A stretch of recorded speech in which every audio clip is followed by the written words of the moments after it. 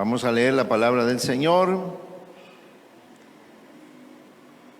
Vamos a estar atentos a lo que Dios nos va a seguir enseñando por medio de su palabra.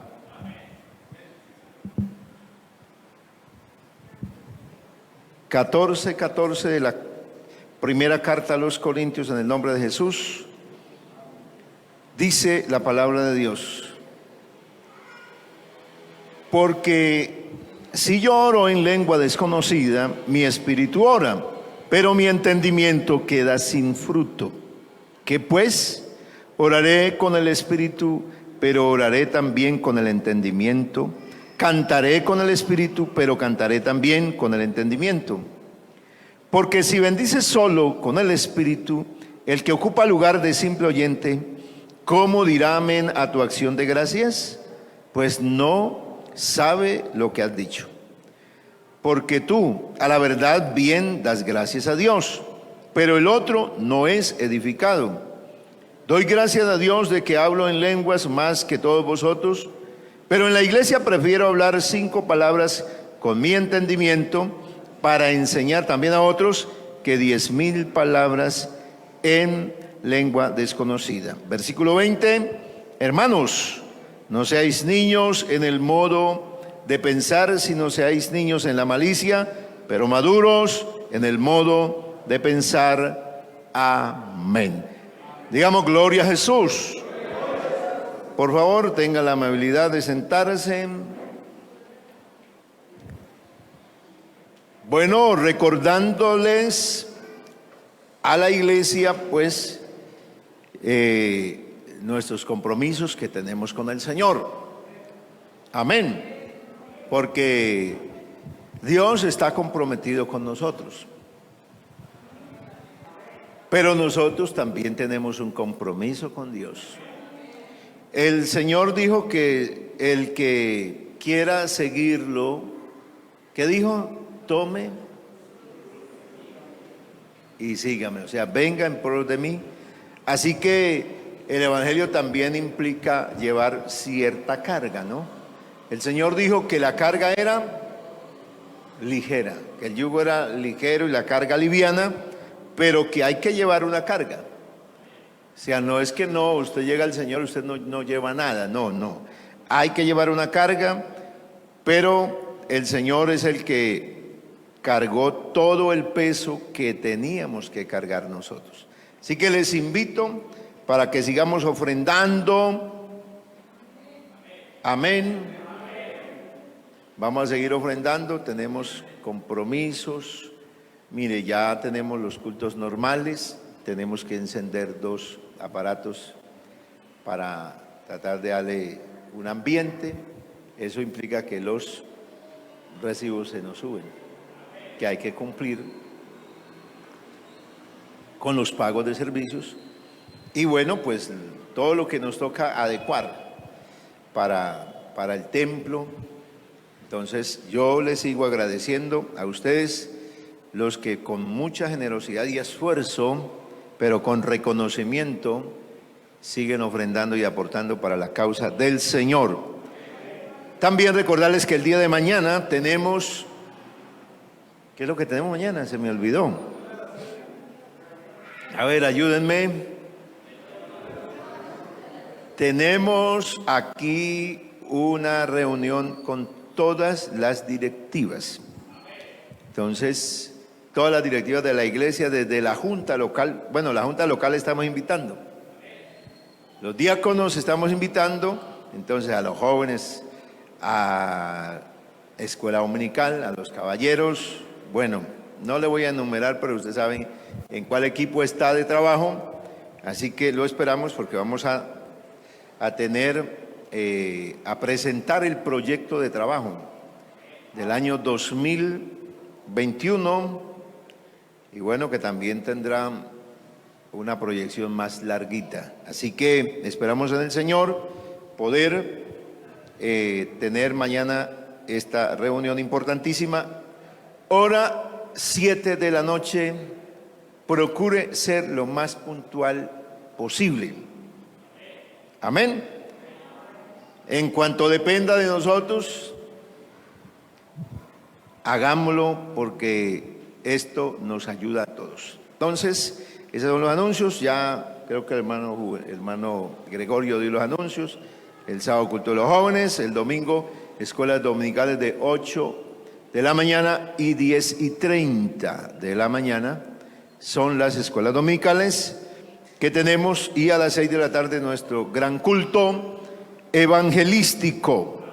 Gloria al Señor. Esa es entonces la programación con la ayuda del Señor para este fin de semana. Creo que todavía quedan algunos cupos, porque bueno, ahora la asistencia se hace, toca inscribirnos. Si usted no puede, se le dificulta, pues envíele a alguno de los hermanos, pídale ayuda a alguien. Yo les ayudo a ustedes, puedo ayudarle a escribir, mi esposa también lo hace, el hermano Ángel también lo hace, los hermanos de la Junta también lo hacen.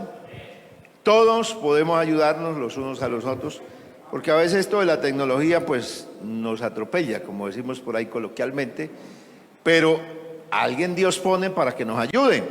Así que no se prive de asistir al culto porque toca inscribirse, porque ese no es un requisito de la iglesia pentecostal, ese es un requisito legal. Y nosotros queremos que estemos todo el tiempo en culto, que nos tengan los cultos. Entonces hay que cumplir con los requisitos legales, porque no queremos que nos cierren en algún momento o nos sancionen, mucho menos. El tema de hoy, vamos a seguir hablando de la identidad. Creo que es importantísimo el tema, entenderlo, porque de lo que uno comprenda, entonces vive. Uno vive lo que va comprendiendo, mientras tanto no. Uno, como interprete la Biblia, así uno vive. Por eso dice la Biblia: no os conforméis a este siglo, sino transformaos por medio de la renovación de vuestro entendimiento. ¿Qué es lo que hace que yo no viva de acuerdo a este mundo? Que sea transformado. Si yo soy transformado, pero ¿cómo viene la transformación? ¿Cómo viene esa renovación? Dice, por medio del entendimiento.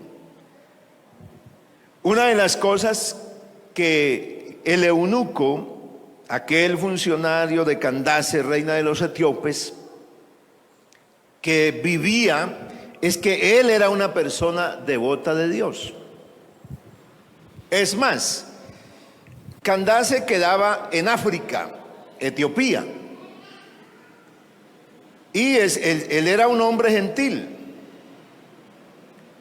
que venía a Jerusalén, se compró la Biblia. Oiga, salía de culto, y saliendo de culto, porque iba ya de regreso de la tierra de Israel, o sea, estaba en Asia, en el continente asiático, y tenía que pasar al continente africano. O sea, tenía que ir más allá de Egipto, mucho más lejos.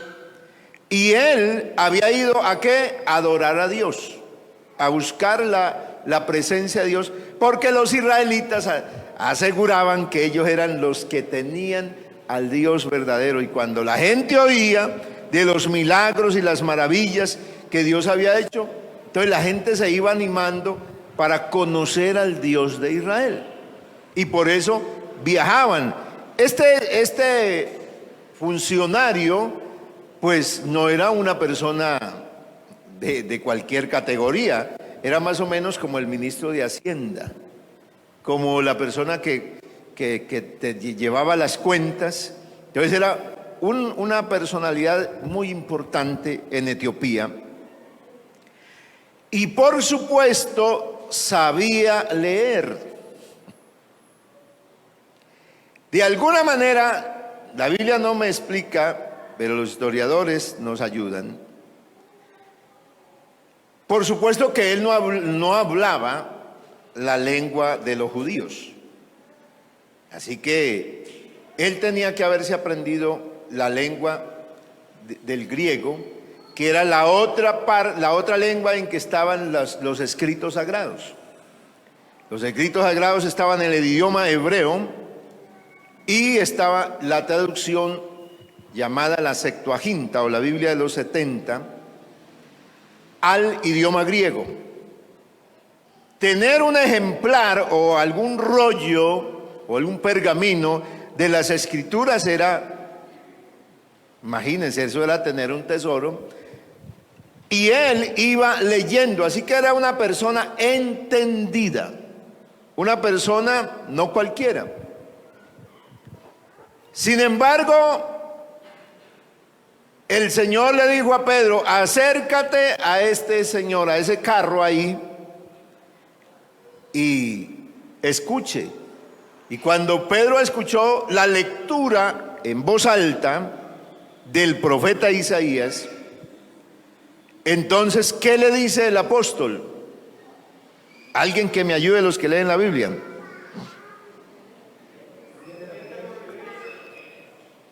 Bueno, es que ese pasaje es muy conocido. ¿Entiendes lo que lees? Amén. Así que allí hay una interrogante que se le plantea. ¿Entiendes? ¿Entiendes lo que lees? Y ahí está la clave. La Biblia la tienen muchas personas, la predican muchas personas, pero el asunto no es ni leerla ni predicarla, sino entenderla. La clave aquí es entender, porque el apóstol Pablo dice, en otras palabras, parafraseando o usando un idioma aquí coloquial frente al texto, él me dice: para que yo no viva conforme a los razonamientos del mundo, yo debo ser transformado por medio de comprender lo que dicen las Sagradas Escrituras. De esa manera yo podré hacer la voluntad de Dios, que es agradable y es perfecta. O sea, hacer la voluntad de Dios para muchas personas resulta un problema y algo difícil. Entonces, la gente a veces piensa, o de acuerdo a lo que ha vivido, ve que el evangelio, la vida cristiana es dura. Entonces uno le pregunta a alguien, dice: ¿cómo va? ¿Cómo está? Dice: ahí voy, ahí vamos. Es como si lo que lleva es algo pesado, ¿no? Como si fuera muy difícil. Dice: no, en medio con muchos problemas, pero ahí estamos. Así que en la concesión, lo que concibo yo, lo que entiendo yo del evangelio, cuando veo a una persona es que en esa condición, que le resulta difícil, le resulta pesado. Pero si yo veo al Señor en la palabra, dice: venid a mí todos los que estáis trabajados y cargados, que yo los haré. O sea que venir a Cristo es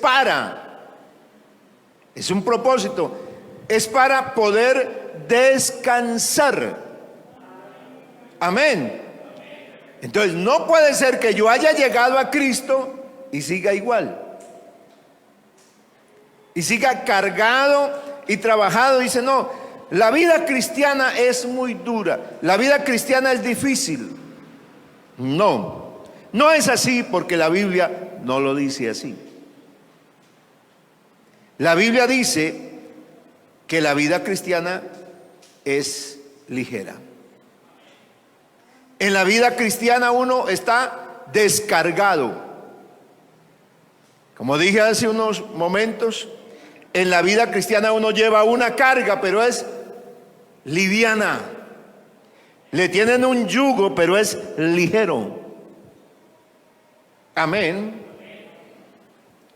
Pero es el entendimiento, es la comprensión la que me ayuda a vivir la transformación. Por eso, entonces, la identidad del cristiano se va a mostrar dependiendo de lo que haya entendido del Evangelio. Vea, uno puede estar no sé cuántos años en la iglesia y hay muchas cosas que no entiende. Claro, no entiende. Por eso cuando a alguien le cuesta comprender algo, significa que le cuesta vivirlo. Y si le cuesta vivirlo, o sea, ponerlo en práctica, es porque le ha costado entenderlo. O número 2, porque no acepta. Porque a veces uno tiene un problema. Cree la Biblia, pero cree algunas partecitas de la Biblia y otras no. A veces uno cree por conveniencia. Cree lo que le conviene. Por ejemplo, ¿cuántos se saben el Salmo 91? Bueno, la generación nueva tristemente no sabe el Salmo 91. Pero los antiguos de memoria. El Salmo 23, el Salmo 27, esos son salmos muy conocidos. Se fueron. Amén. Pero el Salmo 91 dice, bueno, por ejemplo, alguien dice, la Biblia dice, caerán 1000 a tu diestra, 10,000, pero a ti no llegará nada. ¿Cierto? Entonces el creyente ahí se agarra al Salmo de una manera que dice, vea, a mí no me pasa nada porque la Biblia dice, yo quiero llevarlo a lo que dice la Biblia.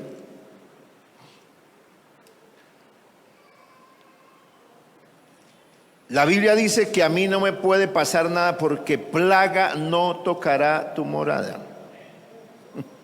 ¿Sí usted ha escuchado eso, no?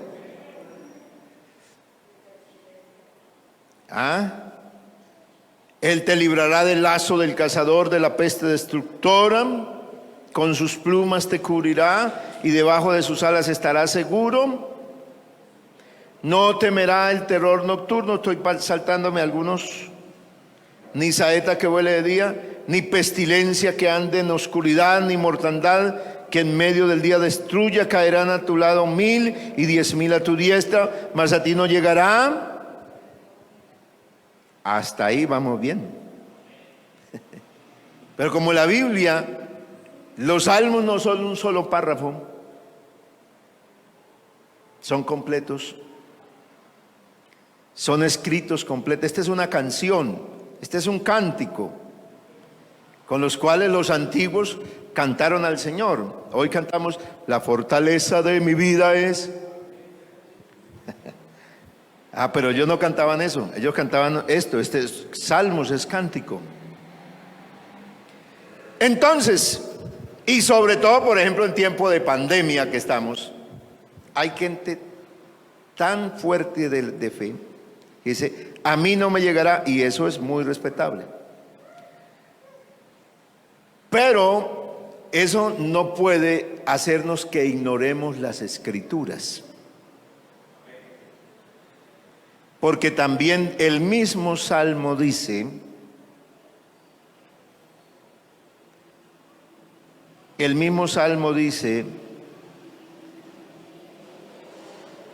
por cuanto en mí ha puesto su amor, yo también lo libraré, le pondré en alto, por cuanto ha conocido mi nombre, me invocará y yo le responderé, con él estaré yo en la angustia. El Salmo dice que el creyente va a vivir angustia. Y angustia es un estado bastante fuerte. Es un estado emocional terrible, de desesperación. ¿Y cómo así que a una persona que está bajo la sombra del Omnipotente no le va a venir nada? Porque el Salmo dice que no le va a llegar nada,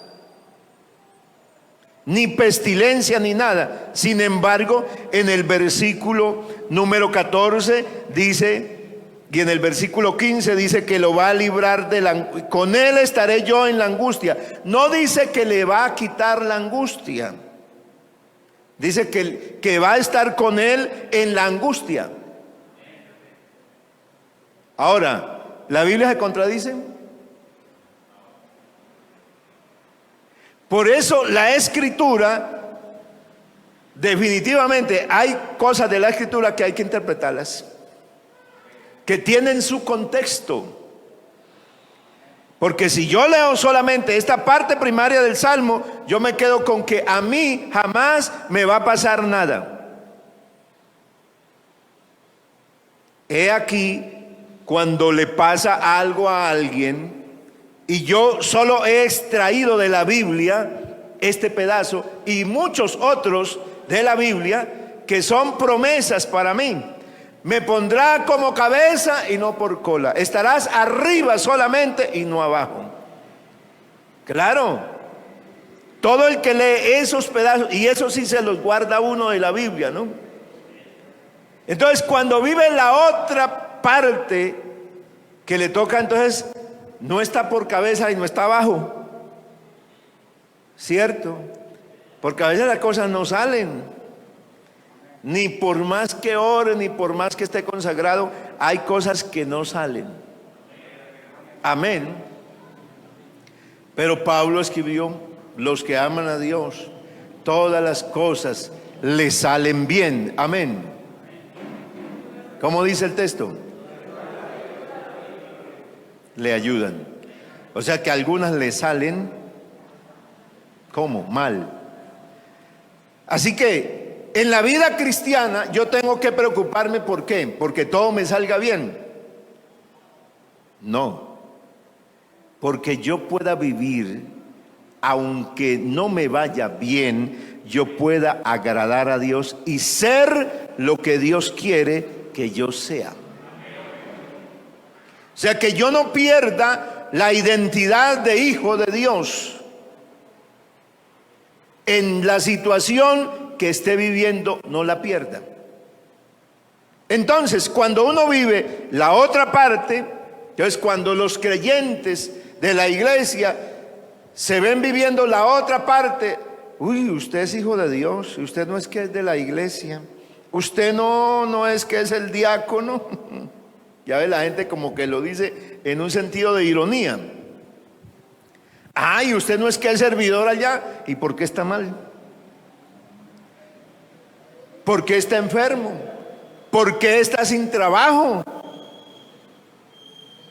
Porque hemos mirado que el evangelio es algo donde el que entre ahí no le va a pasar nada, no tiene que vivir ninguna cosa que sea diferente a lo que viven los otros seres humanos. Pero eso no enseña el evangelio, o sea, la Biblia no enseña eso. Ahí está la clave. ¿Entiendes lo que lees? Ese era el problema. Dice, ¿y cómo puedo yo comprender si alguien no me lo explica? Entonces uno necesita, por eso el Señor puso quien enseñara. Por eso el Señor dio los dones para poder explicar las Escrituras. Porque el Señor le dijo, ahora, le digo a los discípulos, ahora ustedes todavía no pueden sobrellevar todas las cosas. O sea, no pueden entender todo. Tienen que esperar. Cuando venga el Consolador, Él les enseñará.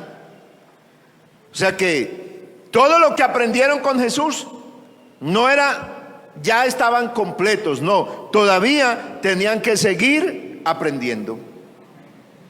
Nosotros definitivamente necesitamos seguir aprendiendo, porque es fácil cuando uno está bien y cuando no le ha pasado nada señalar a otro, decirle: vea, ¿por qué está enfermo? Ore a Dios, que yo le oré al Señor y eso el Señor me sanó. Yo soy testigo de cantidad de milagros y sanidades. Yo mismo he vivido sanidades. Pero yo tengo un aguijón que el Señor no me lo ha quitado. Y yo creo en la sanidad divina, absolutamente. Dios a veces le ha tocado hacer un milagro, no por la persona que venga con la enfermedad, sino para decirme a mí: oiga, yo estoy con usted. Yo estoy contigo.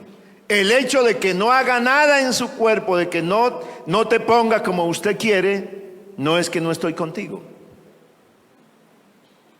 Entonces, el hecho de que usted no haya alcanzado las bendiciones, porque es que a veces nosotros confundimos, ese término sí que es bien confundido, las bendiciones. Porque hablamos de una bendición cuando recibimos aquí un momento de que hablamos en lengua, sentimos el Espíritu Santo, decimos: recibí una bendición grande. Y qué lindo, es una bendición. Pero calificamos de verdad como grande lo que materialmente, lo que humanamente nos pase, de lo que nos llegue para bien de nosotros, de nuestra familia y de la gente que nos vea. Entonces decimos: estamos bendecidos por Dios. Entonces, mire, mi negocio está prosperando, mi trabajo, me ascendieron, terminé mi carrera, estoy trabajando en lo que estudié. Entonces, ¿cómo estoy? Dice: estoy bendecido. Pero hay gente bendecida que no va a culto.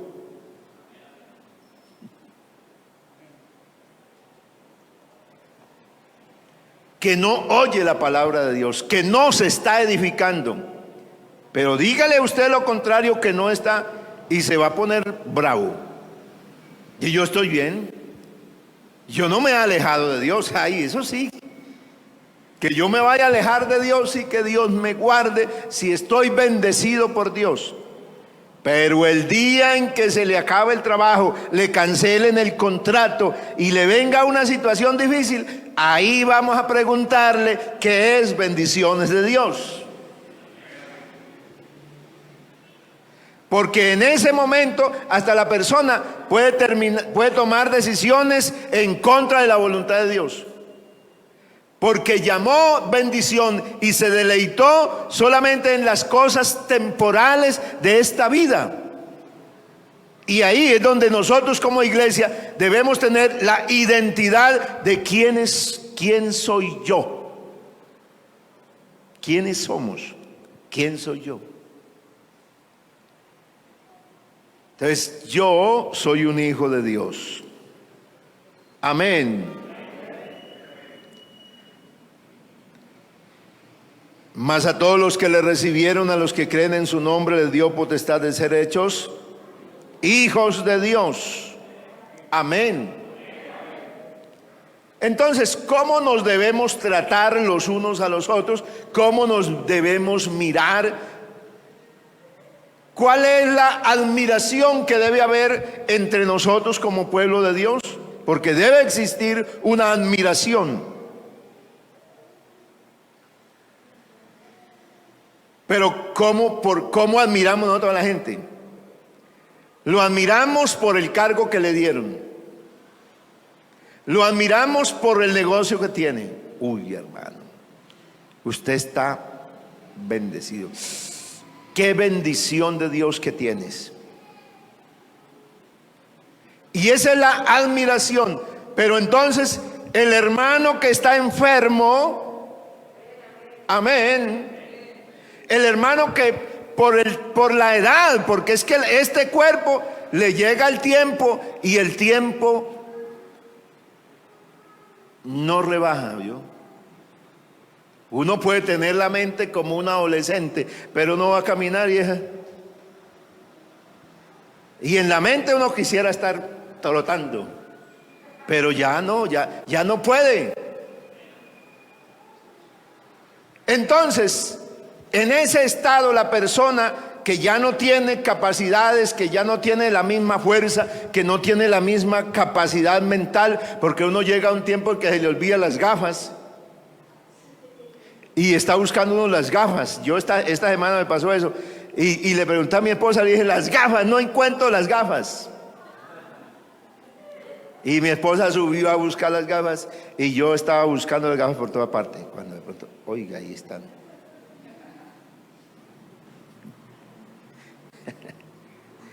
¿Eso qué se llama? Eso tiene un nombre, eso se llama vejez. Sí, así quiera uno aceptarlo o no, así se llama.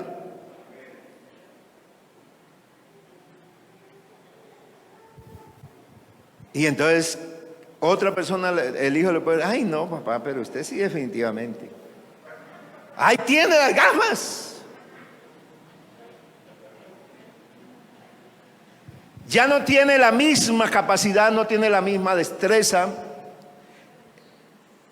Tal vez alguien ya no tiene los negocios que tenía antes, la economía que tenía antes. Pero la pregunta es, entonces, ¿ese no está bendecido?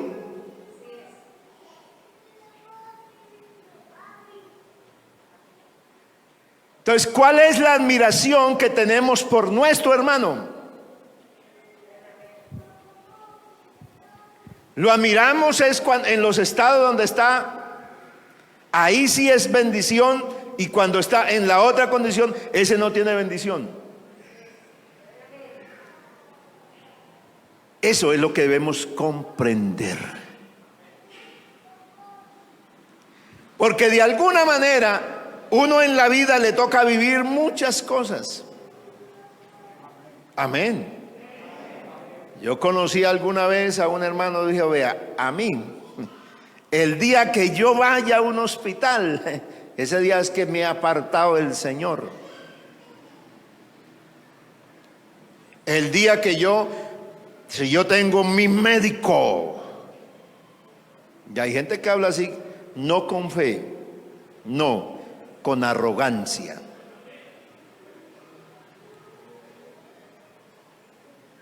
Entonces dije, bueno, hay dos jueces, Dios y el tiempo lo dirá. ¿Y qué cree? ¿Qué pasa? Que vaya al hospital para que ore. ¿Y qué pasó?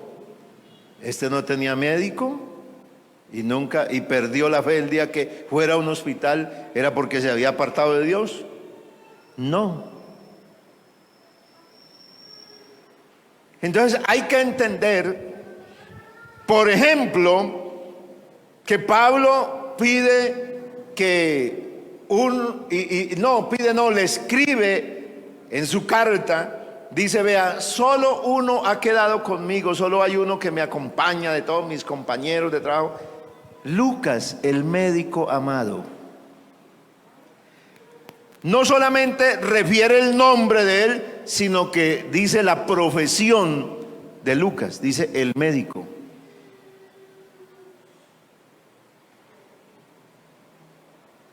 O sea que en el siglo primero habían médicos y el Señor contrató, lo metió en el equipo de él y no le quitó la profesión. Seguía sirviendo como hombre de Dios, tenía una identidad como hijo de Dios, como servidor de Dios, pero no le quitó la otra. Porque entonces, ¿por qué lo metieron en la Biblia y por qué dice que el médico? ¿Para qué? Si ya con Cristo, si ya no se necesitara de más, entonces el Señor dice, no escriba, Pablo, por favor, no vaya a escribir eso de médico, porque eso es diabólico, hay poder en Jesús. No. El mismo Pablo que usted ha escuchado más de una vez, que el hombre tenía todos los dones, porque Pablo explica los dones en la carta a los Corintios, escribe en los Romanos también de los dones del Espíritu Santo. Si él escribe y los explica es porque él los tiene. Porque nadie puede hablar de lo que no sabe, porque el Señor dijo, de lo que sabemos, hablamos. Así que él tenía todos los dones del Espíritu Santo. Tenía don de sanidad, don de milagros.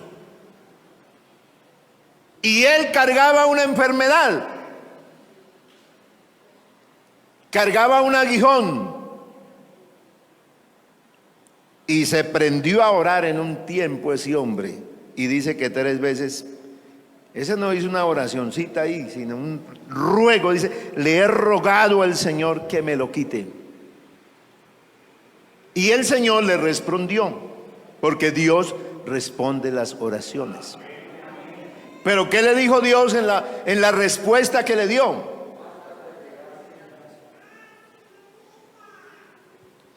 En otras palabras, Pablito, sigue así. Lo que tienes grande y lo suficiente que hay en ti es la gracia que yo te di a ti.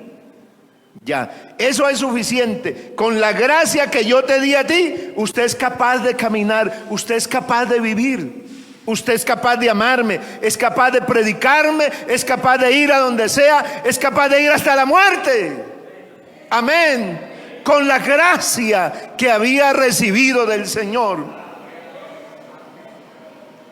Eso es lo más grande, eso sí se llama bendición del cielo. Tener la gracia de Dios en todo su esplendor. Amén.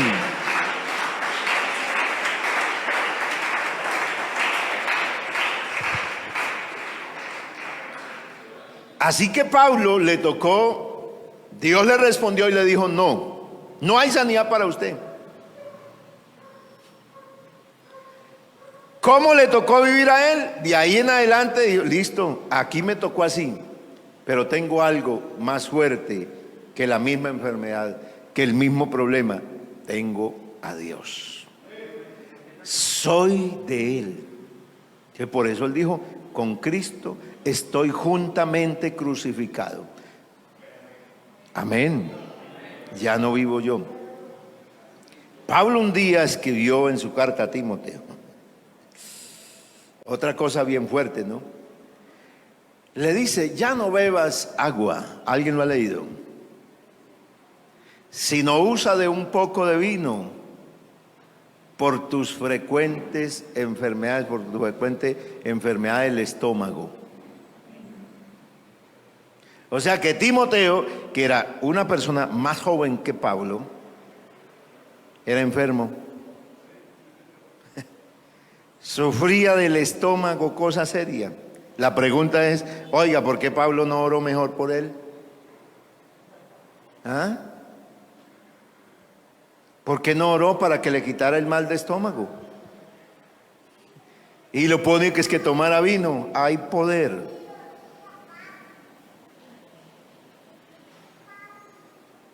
Entonces le dice, no tomes, porque en ese tiempo la bebida era agua. La gente tomaba agua con algún alimento y tomaba agua. Entonces Pablo le dice, no, vas a tomar vino.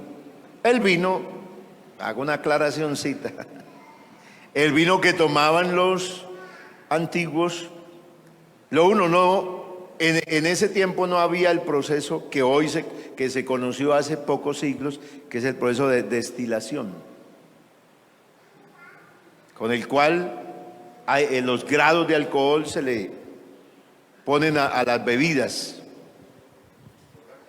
Sí, para que sea embriagante. Pero el vino sí se fermenta. El vino lo diluían con agua. Eso es lo que hacían. La gente comía, el vino era parte de la dieta alimentaria. pero era diluido con agua. Era algo muy nutritivo y muy digestivo. Así que a Timoteo lo mandaron a comer más fino. En los alimentos, cuando fuera a tomar agua, no cambiara y usara vino. Entonces mire, la gente de la Biblia, porque estoy hablando de los discípulos, de la gente que le sirvió a Dios, ¿cómo le tocó? Amén. Para que nosotros no perdamos la identidad. Porque si hay algo que es preocupante, es cuando alguien no tiene clara su identidad, quién es él. Entonces, cuando está bien, cuando está pasando situaciones buenas, que las cosas le salen bien, buen trabajo, buen negocio, el hogar va bien, entonces bendecido por Dios. Y cuando vino un problema, vino una dificultad, entonces estoy como al contrario. No, ya Dios no está conmigo. Y entonces la persona empieza a desanimarse porque no ha comprendido. Eso se llama falta de comprender lo que dice la Biblia. Eso se llama que se ha grabado de la Biblia aquellas cosas que son muy llamativas. El evangelio que predicaron en los años 60 comenzó por aquí, por Latinoamérica y por Sudamérica, exactamente, la predicación del evangelio de la prosperidad. Grupos religiosos empezaron a predicar por allá por Argentina y se creó toda una predicación, una teología, así se conoce la palabra técnica, de la prosperidad. Entonces, eso ha llegado también a ser parte de la creencia y de la fe aún de creyentes de nuestra iglesia.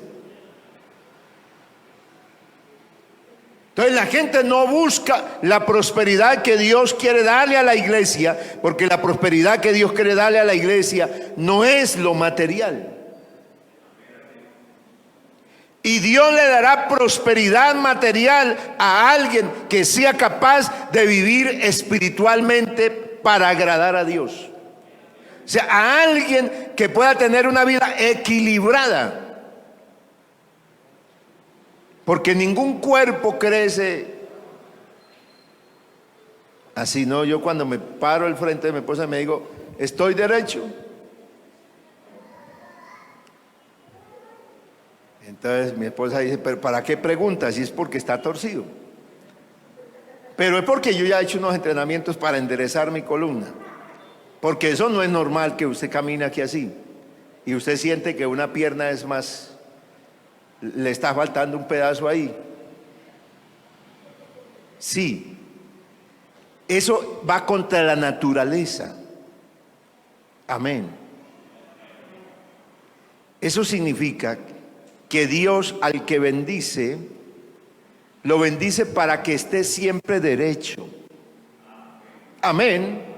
O sea, que si le da una economía grande, no lo va a dejar torcerse e irse a ambicionar y amar las cosas de este mundo, sino que lo va a mantener derecho.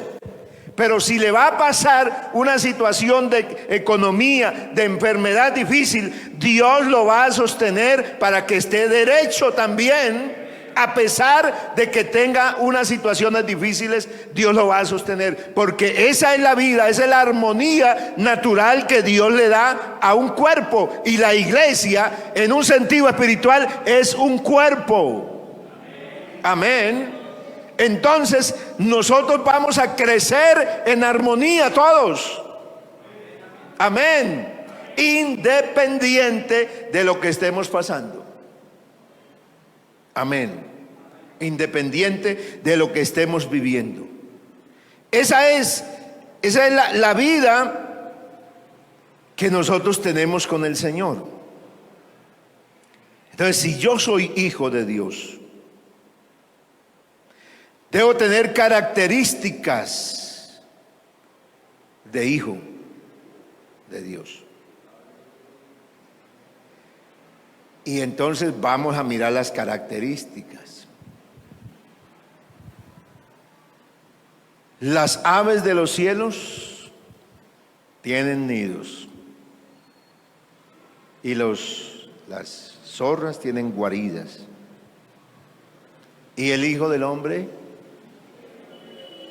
no tiene dónde recostar la cabeza. Características del Hijo de Dios. ¿Qué tenía él? El cual, siendo rico, se hizo pobre. Si uno va a la Biblia, y ser cristiano es ser como Cristo, ay, Dios mío, Cristo no andaba en buen carro.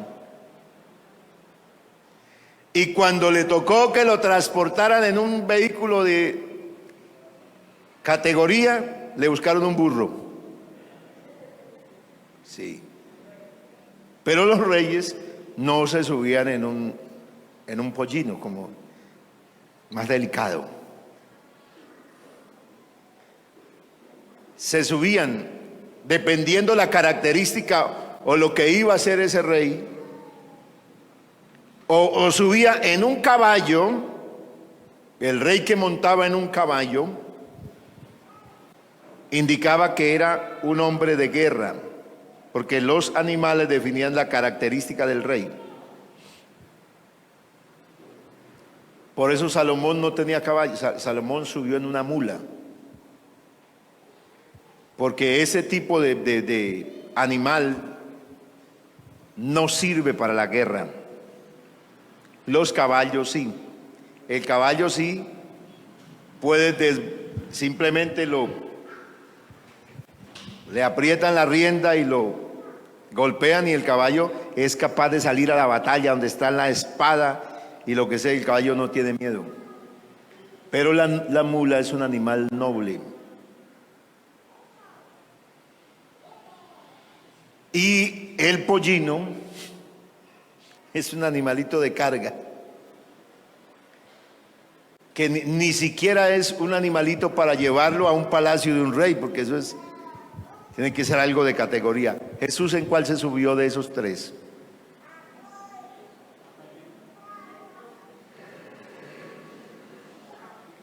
Sí ve que a veces el ideal de la vida cristiana para muchos de nosotros resulta otro. O sea, la meta en la vida cristiana resulta muchas cosas que no son exactamente lo que Dios quiere. Eso no significa entonces que el cristiano tiene que vivir en pobreza, en miseria, no. Sino que la meta no debe ser entonces estar holgado y conformado cuando yo alcanzo todo lo que anhelo en este mundo materialmente y humanamente, sino que mi meta debe ser lo espiritual. Debe ser quién soy yo, porque por encima de todas las cosas uno no puede justificarse y ocultarse detrás de una chaqueta y de un púlpito diciendo no, yo soy el pastor.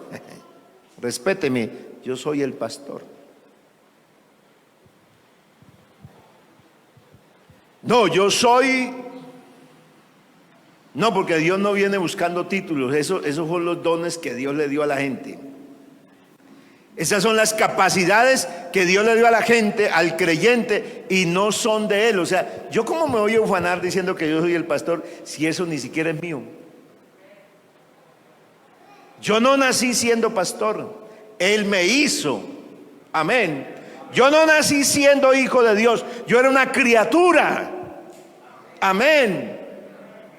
Yo no nací con una condición para heredar el cielo. Yo nací en una condición de ¿qué? De dominio del pecado. Yo nací en una condición sin esperanza. Así fue que yo nací en este mundo, y esa era la condición que tenía en este mundo. Pero Dios, que es rico en misericordia, por su gran amor con que nos amó, aun estando nosotros muertos en delitos, en pecados, nos dio vida juntamente con Cristo. Por gracia sois salvos.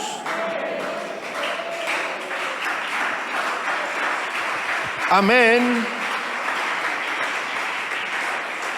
Y esto, ahí lo aclara Pablo, dice, y esto no de vosotros, pues es don de Dios. Amén. Así que nosotros no teníamos la condición que usted y yo gozamos hoy, porque todo el que tiene el nombre de Jesús invocado, usted tiene una condición absolutamente gloriosa. Tú eres hijo, y si hijo, también heredero y coheredero con Cristo. Esa es. Por eso invitamos a los amigos. ¿Para qué? Para que usted también comprenda, porque predicar el evangelio busca que usted comprenda qué es el evangelio. Amén. Porque estando en el evangelio, yo tengo una cantidad de promesas. Aleluya. Yo no solamente disfruto de la misericordia de Dios como el mundo disfruta la misericordia de Dios, porque Dios trata a la humanidad con misericordia. Amén. Dios tiene misericordia de toda la humanidad. Por eso Dios, dice la Biblia, que hace salir el sol ¿sobre qué? Justos e injustos. Y hace llover. O sea, Dios no hace diferencia. Pero eso no significa que entonces el que tiene un buen negocio ahí dice, no, pero yo no necesito ser cristiano para estar prosperado, porque entonces uno a veces se va predicando a la gente al contrario, al revés. Predica el evangelio al revés. Sí, del testimonio. No le estoy diciendo que no el testimonio de lo que Dios hizo con usted, pero no le presente el testimonio como la salvación a una persona, porque ese es el problema cuando algunos evangelizamos. Mire, es que yo estaba en la cantina. Ese testimonio no le va a servir a todo el mundo. No, mire, es que yo estaba en la inmunda. Entonces el otro le dice, usted me viene a hablar a mí del evangelio. Yo no necesito, para cambiar, no necesito de la religión suya. Yo también fui borracho y yo dejé la borrachera sin religión. Yo también fui mujeriego y yo dejé todo ese mundo sin religión, y mire cómo estoy. ¿Estoy mal? Entonces ahí el evangelista queda se le acaban las palabras, porque el inconverso se justifica por sus obras y uno no puede seguir, no puede avanzar porque le presentó a Cristo mal. Cristo, el evangelio, no es para sacar a la gente de las cantinas, ni de las drogas, ni nada de esto. Cristo es para mucho más grande, para algo mucho más profundo, para algo mucho más fuerte. Cristo es para salvar al hombre del estado en que está de pecado y de miseria, y sacarlo de esa condición a una condición de vida, de esperanza. Eso es lo que nosotros necesitamos predicar de Cristo. Amén. Eso significa que a uno le toca algunas formas de evangelismo, algunas formas de vivir la vida cristiana, le toca reevaluarlas. O sea, le toca cerrar esa paginita y bueno, esto ya no se hace más. Ya no voy a hablar más así, ya no voy a vivir más así. Cuando usted se encuentre un hermano que está pasando, que está viviendo una situación, oiga, es que a usted le falta la fe, es que como usted ya se ha alejado, usted está frío. No. No es que como usted le falló al Señor. Lo que pasa es que hay fallas que se ven. Pero hay otras que no se ven. Amén. Pero para Dios, que ve todo, que lo escudriña todo, entonces, ¿qué uno tiene que ser con Dios? Agradecido. Yo estoy aquí por la misericordia, por la gracia, por el amor de Dios. Estamos en pie. Soy lo que soy por la gracia del Señor, y la gracia del Señor no ha sido en vano para conmigo, escribe el apóstol San Pablo. Entonces, uno debe reconocer quién soy yo. ¿Cuál es mi identidad? Cuando uno reconoce la identidad, no por los cargos, no por las bendiciones, entre comillas, económicas, no por la prosperidad que tenga, cuando uno reconoce a Dios por lo que soy, usted admira al hermano aunque esté pasando situaciones difíciles. Admira al otro aunque lo económico lo esté arrastrando y lo esté viendo que el cuerpo le está torciendo. Entonces seguirá viéndolo como el hermano. ¿Por qué? Porque uno tiene identidad. De lo contrario, entonces uno señala, está parado aquí, vea fulano de tal. Si está económicamente bien, entonces lo señala mal. Si está mal económicamente, también. Porque uno no está contento con nada. Pero cuando uno llega a ser espiritual, porque esa es la meta no es llegar a ser el presidente de los jóvenes, el pastor asistente, el pastor con no sé qué. No, la meta es llegar a ser espiritual. La meta tiene que ser llegar a ser de Cristo. Amén. Tener una identidad clara. Como Job. Jehová dio, Jehová quitó. Sea el nombre de Jehová bendito. Identidad. Él no seguía a Dios por las cosas que tenía. Él seguía a Dios y él vivía para Dios por la convicción que había en él. Estaba convencido de Dios. Y eso es lo que Dios quiere, que usted esté convencido. Amén. ¿A quién sigue? ¿A quién le sirve? Amén. Vamos a estar en pie. Si llegas a estar convencido,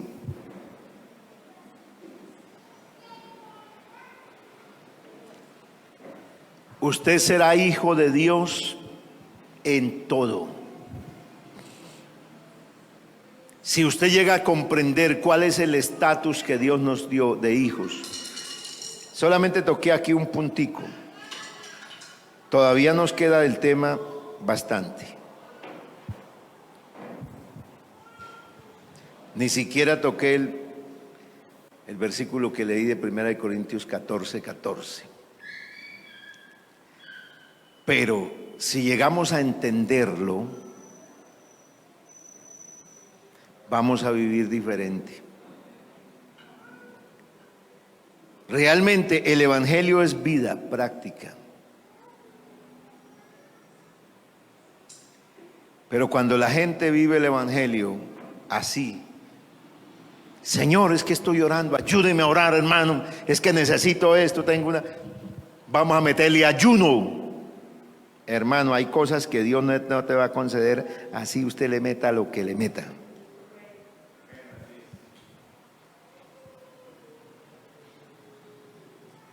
Pero si usted viene a ayunar buscando una restauración, una relación con Dios, desinteresadamente, le cuento que Dios hace unas cosas impresionantes.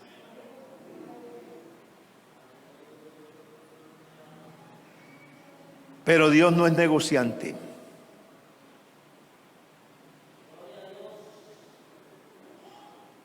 Porque Él sabe que nosotros le prometemos y le podemos fallar. Entonces, cuando hables con Dios, no sea negociante. No le prometas hacer lo que Dios sabe que no puedes. Es que si me concedes esto, yo voy a hacer esto. Si usted ora así, empiece a cambiar la oración. Aleluya. Porque así hay mucha gente que está afuera. Porque Dios sí cumple, ¿oyó? El asunto es cuando le toque cumplir a uno. Pero cuando yo le digo a Dios, ayúdame porque tengo esta situación y necesito las fuerzas tuyas, necesito que me ayudes. Tú conoces que soy débil. Amén. Tú conoces que estoy en la iglesia, llevo todos estos años, no es porque soy fuerte. Amén. Es porque tú has sido muy bueno conmigo. Tú conoces que si he sido fiel, no es por mí, es porque tú has obrado en mí.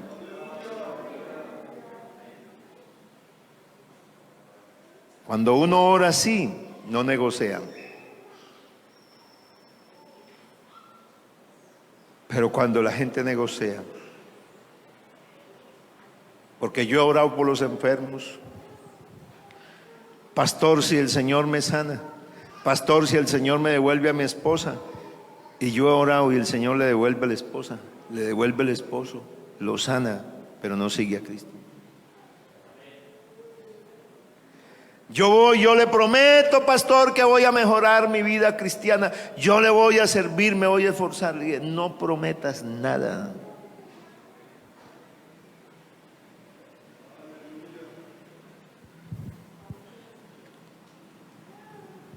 No prometas lo que vas a hacer. Trates de vivir lo que Dios quiere que sea ahora.